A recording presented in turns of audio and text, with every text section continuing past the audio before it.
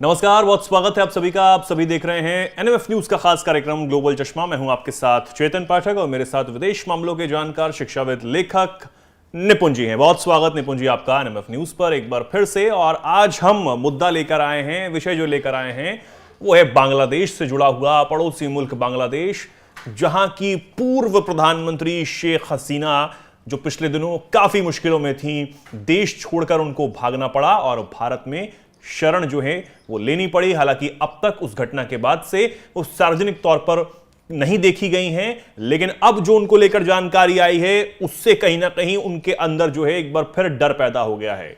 क्योंकि खबर आई है कि जो अवामी लीग है, यानी कि शेख हसीना की जो पार्टी है, शेख हसीना समेत 45 लोगों के खिलाफ बांग्लादेश में एक अरेस्ट वारंट जो है वो जारी कर दिया गया है। और जानकारी यह भी है कि 18 नवंबर तक उन्हें बांग्लादेश में अदालत में पेश भी होना होगा।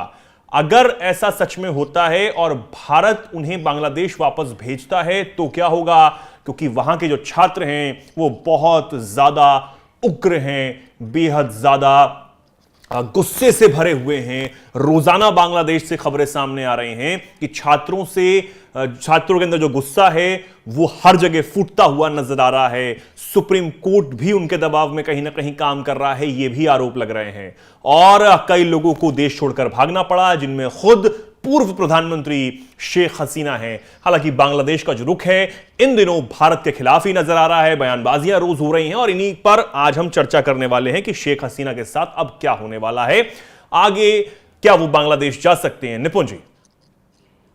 चेतन जी, बहुत आपने अच्छा प्रश्न किया। और मैं एक बात जरूर कहूँगा कि शेख हसीना जी को भयभीत होने की वजह तो नहीं है, लेकिन मानव प्रवृत्ति है, स्वाभाविक घटनाएं हैं, वो भयभीत होना स्वाभाविक बातें हैं। लेकिन भारत में है, सुरक्षित हैं और निश्चित रूप से बहुत ही आराम से वो जीवन अपने आप को व्यतीत कर भी रही हैं।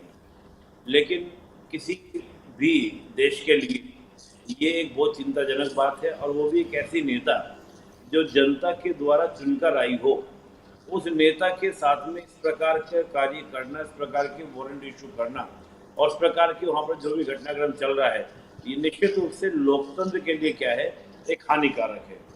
हम एक शब्द यूज करते हैं डेमोक्रेसी, और एक वर्ड हम यूज करते हैं मोबोक्रेसी। मोबोक्रेसी यानी कि आपका भीड़ तंत्र। अभी आपने जैसे कहा कि सुप्रीम कोर्ट के ऊपर बड़ा प्रेशर है, और प्रेशर वाकई में है। अभी हाई कोर्ट के 8 जजों को हटा दिया गया, केवल इसलिए कि कुछ छात्र कहने वाले असामाजिक तत्व हाई कोर्ट को घेर लेते और वो ये कहते हैं कि हमें ये जज पसंद नहीं है, इन जजों को आप हटाइए। सुप्रीम कोर्ट उन जजों को हटा देता है। इस बात से आप क्या समझते हैं? अभी जो प्रेजेंट में वहाँ बांग्लादेश के अंदर जो भी कुछ घटनाक्रम हो रहा है, क्या वो एक लोकतांत्रिक है? हम कदाचित भी नहीं कह सकते। मोहम्मद यूनुस ने ये कहा था कि जब वो सत्ता में बैठे, उन्होंने कहा कि मैं एक सलाहकार हूँ। उन्होंने यहाँ तक नहीं कहा कि मैं कार्यवाहक सरकार हूँ। बांग्लादेश में अगर मैं ये कहूँ कि कार्यवाहक सरकार है तो कहना भी गलत होगा। मोहम्मद यूनुस को एक सरकार को गठन करने के लिए एक सलाहकार के रूप में नियुक्त किया गया। केवल इतना, वो भी किसके द्वारा नियुक्त किया गया? वहाँ के कुछ लोगों के द्वारा, जो भीड़ तंत्र बना दिए हैं बांग्लादेश को, लोकतंत्र को, उन लोगों को आपने क्या किया? पावर दे दी है। शेख हसीना कौन थी? जो चुनाव के माध्यम से चुनकर आई थी। ये तो चुनाव तय करेगा ना कि वहां पे जनता क्या चाहती है, जनता क्या नहीं चाहती है। कई बार मुझसे लोग पूछते हैं कि आप बहुत कहते हैं भीड़ तंत्र हो चुका है, कुछ लोग गुंडे इकट्ठे होकर उस सरकार को दबाव डालते हैं, शेख हसीना जी वहां से निकल जाती है, आर्मी उनका सपोर्ट कर देती है, एक व्यक्ति को बैठा दिया जाता है जो खुद कुछ कर नहीं पा रहा है। वहां पे 50, 100, 200, 500 बच्चे इकट्ठे होते हैं, छात्र इकट्ठे होते हैं, जो सो कॉल्ड छात्र, मैं इनको स्टूडेंट नहीं मानता, वो पढ़ाई लिखाई तो कर ही नहीं रहे हैं, इस तरह से गैंगबाजी कर रहे हैं, कहीं पे जाके खड़े हो जाएंगे, इनको हटाओ, मुझे ये पसंद है, बच्चों वाली हरकतें हैं। तो जो ये चीज है, आप इसको कह सकते हैं कि स्टूडेंट है। और सबसे बड़ी बात है कि बहुत कम जो तबका है, यानी कि बहुत कम परसेंटेज में ये प्रदर्शन छात्रों ने किया, कोई बहुत बड़ा लाखों की संख्या में नहीं हुआ। मैं कहता हूँ चेतन जी, आप टोटल नंबर लगा लीजिए, 1 लाख लोग हैं। 1 लाख से ज्यादा नहीं थे। अगर हम बात करते हैं सितंबर अगस्त की बात हम करते हैं, अब उससे भी बात करें तब भी वो बहुत बड़ा नंबर नहीं था कि भाई 50-60 लाख लोग सड़कों पे आ गए, ऐसा कुछ नहीं हुआ था। वो 1 लाख भी संख्या नहीं होगी। उन्होंने एक देश को तमाशा बना के रख दिया है। वो कठपुतली बन चुका है, पपेट बन चुका है, और जैसे उसको पाकिस्तान अमेरिका नचा रहा है वो वैसे नाच रहा है। ये स्थिति है। क्या हम स्वीकार करेंगे अपने देश के अंदर इस प्रकार की डेमोक्रेसी हो कि यहाँ पर कुछ लोग दिल्ली को आके घेर के बैठ जाएं और दिल्ली को आके कहें, संसद को ये कहें या प्रधानमंत्री आवास को घेर ले, प्रेसिडेंट हाउस को घेर लें और कहें कि ऐसे देश चलेगा? क्या दैट इज अ डेमोक्रेसी? कदाचित भी नहीं। इसको कहा जाएगा भीड़ तंत्र, गुंडा तंत्र। मैं इसको बोल लूंगा तो वो अतिशोक्ति नहीं होगा। चलिए, मैं इस बात को नहीं कहूंगा, अब उस बात को हम लोग करते हैं, दरकिनार करते हैं। लेकिन बात यह है कि अब शेख हसीना के बारे में क्या होगा। मैं ये मानता हूं कि जो सुप्रीम कोर्ट के जो जज थे, जो पहले एक प्रक्रिया के द्वारा चुनकर आए थे, जिनकी नियुक्तियां हुई थी, उनको हटा दिया गया। हाई कोर्ट के जज जो है वर्तमान में वो इन्हीं के द्वारा बनाए गए हैं, उनको भी हटा दिया गया है। तो जो एक लॉ ऑफ जस्टिस होता है, यानी कि जिसको हम लोग बोलते हैं कानून का शासन, और एक रैशनल तरीके से जो वारंट इशू हुआ है, वो किसने इशू किया है? वो संवैधानिक रूप से चुने गए जजों द्वारा तो हुआ नहीं है, वो तो बिठाए गए जजों के द्वारा वारंट इशू किया गया है। तो वो कितना रैशनल होगा, सोचने वाली बात है, पहली बात। लेकिन चलिए, जो भी उन्होंने किया, जैसे भी किया, उनकी ओर से वारंट इशू हुआ। अब प्रश्न उठता है कि भारत क्या करेगा। देखिए, भारत के साथ बांग्लादेश की प्रत्यर्पण संधि है, ये 2013 में हो चुकी थी, भारत और बांग्लादेश के बीच में। इसको हम इंग्लिश में बोलते हैं एक्सट्राडिशन सिस्टम।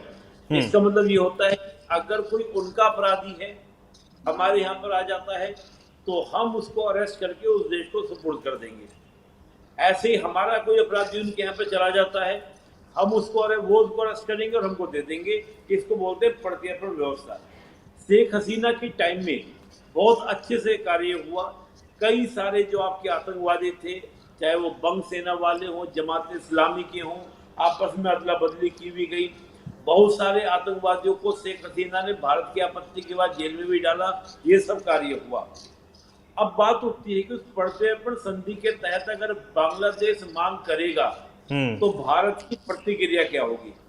देखिए, अगर हम उस संधि की बात करते हैं तो उस संधि के अकॉर्डिंग तो हमारी बाध्यता होगी कि हमको शेख हसीना को देना पड़ेगा, बिल्कुल। लेकिन हमारे पास ये रास्ता है कि हम उस संधि को तोड़ सकते हैं, क्योंकि वो जो संधि की गई थी वो एक लोकतांत्रिक सरकार के द्वारा की गई थी, एक डेमोक्रेटिक सरकार के द्वारा की गई थी।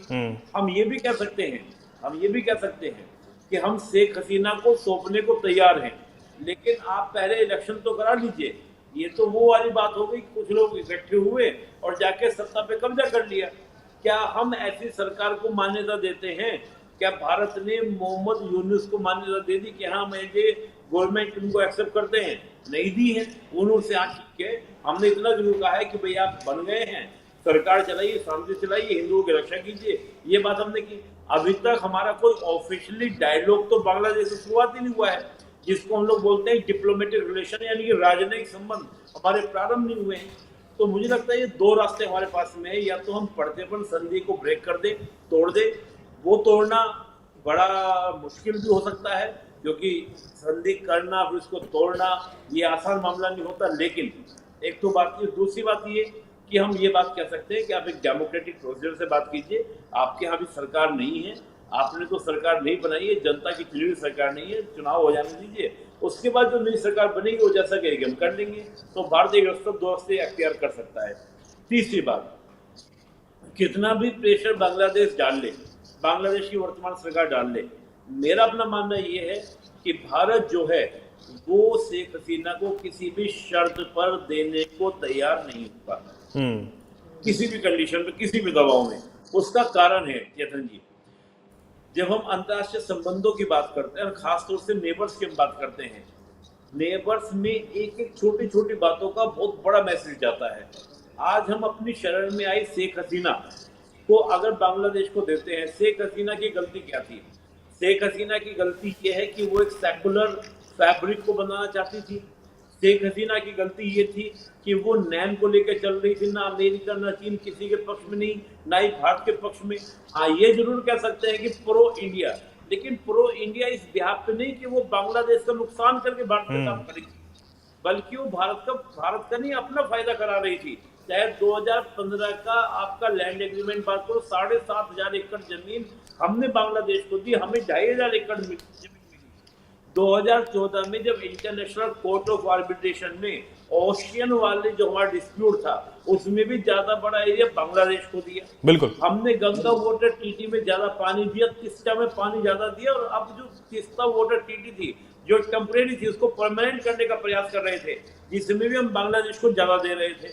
तो मैं तो मानता हूं कि शेख हसीना तो बांग्लादेश के हित में काम कर रही थी।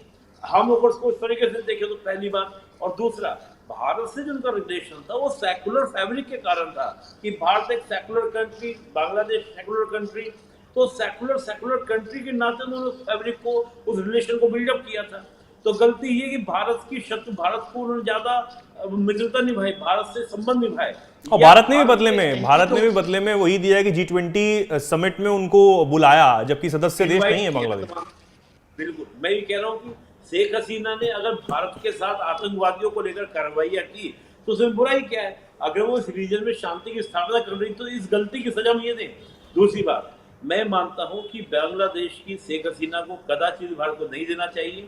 इसका जो इम्पैक्ट है हमारे नेबर से बदला जाएगा, चाहे वो भूटान के ऊपर जाए, चाहे वो नेपाल के ऊपर जाए, या जो भी कंट्री हमारे साथ खड़ा होता है उसको ये मैसेज जाएगा कि भारत पे अगर दबाव बनेगा तो भारत जो है वो दबाव में आकर अपने हितों को लेते हुए, अपनी बातों को लेते हुए किसी तरह का कॉम्प्रोमाइज कर सकता है। लेकिन मुझे लगता है कि भारत बिल्कुल भी कॉम्प्रोमाइज नहीं करेगा।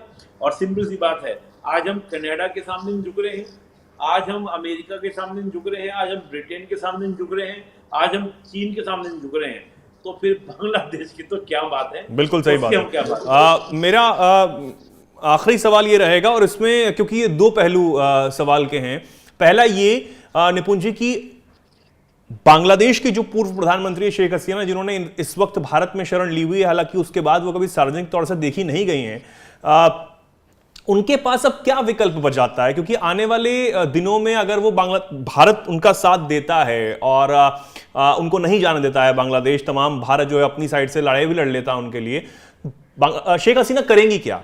उनके पास आगे क्या विकल्प है? आगे क्या सोच रही हैं? पहला तो ये। दूसरा ये, क्या ये जो अब अवामी लीग के खिलाफ हो रहा है या फिर शेख हसीना के खिलाफ बांग्लादेश में जो कुछ हो रहा है कि उनको कैसे भी बुलाइए आप, जो उन पर कार्रवाई हो, वो जो भी बांग्लादेश में चल रहा है, क्या उसके पीछे पाकिस्तान का भी हाथ हो सकता है?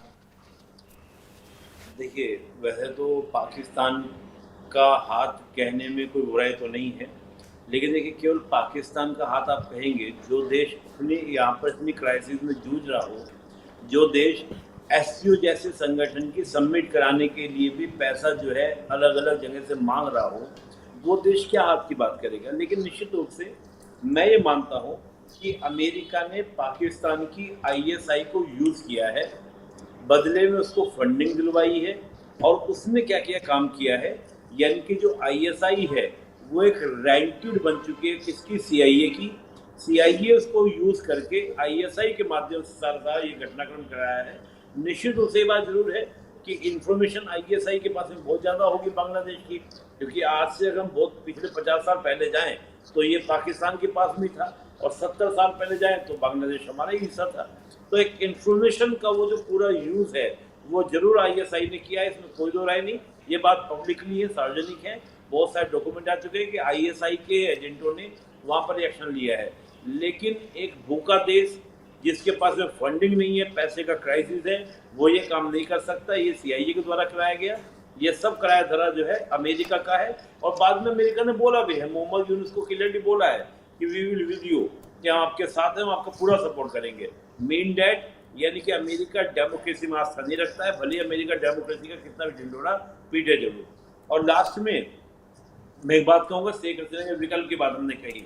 देखिए, शेख हसीना जी के पास में विकल्प ये भी है कि वो यूएन जा सकती हैं, और यूएन में जो इंटरनेशनल कोर्ट ऑफ आपका जस्टिस है, आईसीजे जो है, वहाँ भी अपील कर सकती है कि मुझे किस बिहाफ पर अरेस्टिंग वारंट जारी किया गया, आप इसमें दखल दीजिए। तो यानी कि ह्यूमन राइट्स के बेस पर, मानवाधिकार के आधार पर वो जा सकती है। भारत भी साथ में अपील कर सकता है कि हमसे किसी ने पॉलिटिकल एसम मांगा, राजनीतिक शरण मांगी, हमने उनको शरण दी है, राजनीतिक शरण है ये। ये पॉलिटिकल एस्लम है, यानी कि आपका राजनीतिक शरण है। उस ब्याह पर भारत भी इंटरनेशनल कोर्ट ऑफ जस्टिस जा सकता है, वहां पर भी वो मुकदमा चल सकता है कि आपने वारंट जारी किया है, किन सबूतों पर आपने किया है। तो आइए, फिर भी बांग्लादेश, ये शेख हसीना जो है, इनका कुछ तो फ्यूचर होगा ही। अब कब तक शरण ले सकती हैं, आगे क्या सोच रहे हैं? पहले खबर आ रही थी कि ब्रिटेन जा सकती हैं, तब वहां शरण मिली नहीं, जो भी बातचीत हुई हो। अब भारत में, कब तक भारत में रहने का इरादा है? अब देखिए, बात ये कि भारत में रहने कब तक का इरादा है। IR के बारे में भविष्यवाणी, अंतर्राष्ट्रीय संबंधों पर भविष्यवाणी करना बड़ा मुश्किल होता है। अब देखिए, ब्रिटेन ने शरण नहीं दी, अमेरिका के सपोर्ट के कारण हुआ है, तो यानी कि वेस्ट ब्लॉक तो शरण देने वाला है नहीं, और हम नहीं चाहेंगे कि चीन और रशिया की तरफ जाए। एक बार को हम रशिया का विकल्प सोच सकते हैं, लेकिन चीन का विकल्प हम बिल्कुल भी नहीं देंगे। बिल्कुल, हम उनको भारत में ही शरण देंगे, या कोई और ऐसा कंट्री आए जो गल्फ के कंट्रीज है, वो भी बोले नहीं है, गल्फ के सारे कंट्रीज वो भी अब आपके अमेरिका के अलाइज है, तो विकल्प बचता नहीं है। और मैं मानता हूँ कि भारत इनको पॉलिटिकल एस्लम देकर, हमने पहले भी दिया है, हमने दलाई लामा को दिया है। भाई, दलाई लामा भी तो भागकर आपका तिब्बत से ही आए थे ना, चीन से बढ़ के 1959 में। बिल्कुल, हमने उनको तो पॉलिटिकल एस्लम दिया है, तो अगर हम शेख हसीना को दे देंगे तो बुराई क्या है? कोई भी कदर बात नहीं है। तो मैं नहीं मानता इस तरह का कोई इशू होने वाला है। और देखिए, अभी चीजें कैसे पलटती हैं, कैसे बदलती हैं। अभी तो कहना कि वो 1-2 महीना हुआ है, अभी तो अंदर खाने वहां भी तो इश्यूज क्रिएट होंगे ना। क्या बांग्लादेश की जो आवाम है, जो अवामी लीग के वोटर्स हैं, क्या वो शांत बैठेंगे? आप देखिए, म्यांमार के अंदर इतना समय हो गया, वहां पर खूब किया आर्मी ने, लेकिन जो डेमोक्रेसी के सपोर्टर हैं, क्या वो म्यांमार की जुंटा गवर्नमेंट को एक्सेप्ट कर पाए? नहीं कर पाए। वहां आज भी क्या कर रहे हैं वो लोग? आंदोलन कर रहे हैं। तो बांग्लादेश की जनता कब तक शांत बैठेगी? और देखिए, वहां पर एक फैब्रिक इस तरह का बनाया जा रहा है माहौल, वहां पर एक इस्लामिक फैब्रिक बनाने का प्रयास किया जा रहा है, ताकि इस्लाम के आधार पर लोगों को शांत कर दिया जाए कि शेख हसीना जो थी वो इस्लाम के अगेंस्ट थी। इस प्रकार का एक भय का वातावरण वहां पे बनाया गया है। चाहे वो हिंदुओं को मारना, माइनॉरिटीज को मारना इसलिए नहीं था कि वो हमसे नफरत करते थे, गुस्सा करते थे हिंदुओं से, ये वजह नहीं थी।